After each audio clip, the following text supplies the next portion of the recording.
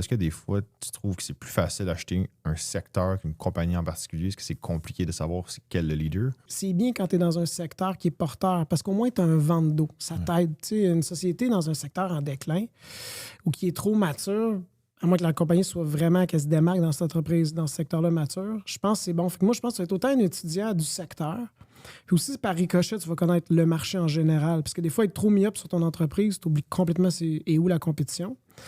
Donc, moi, je pense que c'est un mélange des deux. Donc, tu peux bâtir un portefeuille qui mise sur des secteurs très intéressants.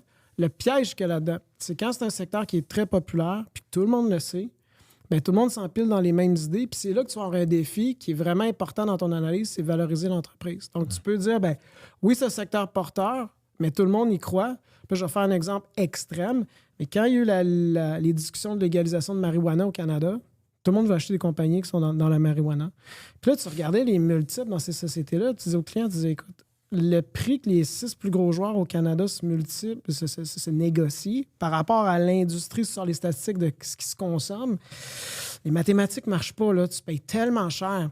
Puis ça, c'est le piège justement d'aller dans un secteur qui a la cote, c'est de payer une prime qui est trop chère.